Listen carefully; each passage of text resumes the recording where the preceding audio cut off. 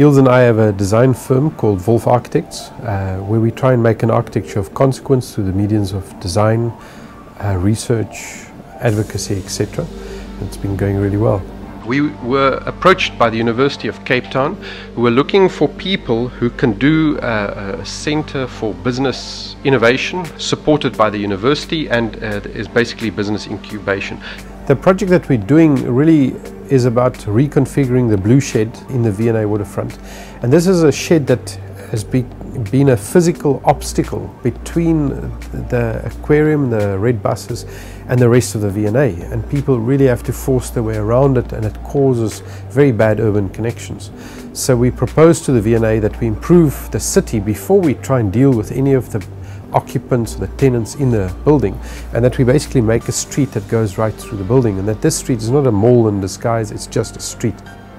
So before we got appointed, we thought that we would have a discussion about the nature of this habitation. In other words, the pre-existing. Now this institution doesn't exist, so in other words, we study the pre-existing in something else. So we study situations for creativity. So we're thinking, well, what's the arrangement between desks and space that would stimulate creativity? So we're looking at great libraries where people are looking essentially into each other's backs, where there's ability to concentrate and to wonder. The other one is this kind of a thing where people are looking down across at each other, so there's a bit of a gap, like an Alto's libraries.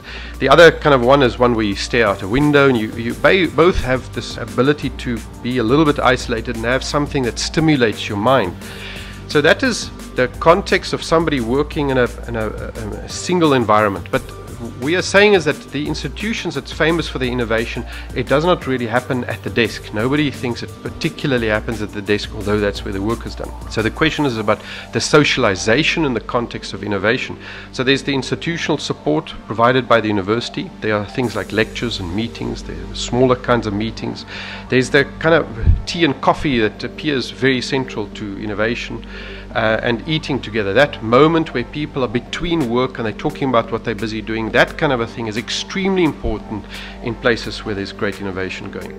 And then in doing that is that we change the nature of the markets at the moment in the blue shed and the red shed in the V&A, and that inside this movement street that runs through the building, perpendicular to that, we hover a steel structure that's a 50 by 50 steel structure that has no columns whatsoever. This building is suspended by its own bootstrap, so to speak, and this makes a space underneath that is laden with possibilities for all sorts of events, markets, shows, fashion shows, other kinds of players to come into economic opportunities of the V&A. So in section, that is what it's looking like. Now this is part of the UCT plan. There's big infill student spaces behind. They come down with stair and they come right down into the cafeteria to achieve that socialization that we were speaking about. So here's a sketch we made. It was in the beginning of the market, how this market will work, how rentable spaces will work for, say, fashion designers on the first floor, offices on the second floor. And then we came in halfway into the process, we realized, but we did all of this work for University of Cape Town, and the people involved in the market are not on board, and we did not enter into the same level of communicative action. So we wrote another book on how to do markets. We basically did the statistics of all the people in the market, and we then checked out the needs of every market stall, and we added up what's the sum total of needs, and we made icons to that. And then what we did is we made images that basically just show how the market sits with this university building. So this is looking down the street with a whole series of lockable spaces.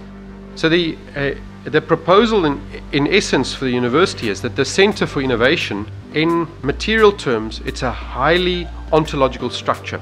The urbanity basically connects big events and big places in the V&A from side to side, and it diversifies the activity and increases the level of intensity. You know, there's that suggestion that the density that we should have in cities are not necessarily the density of dwelling units, but the density of human interaction, and that is basically what we were pursuing here.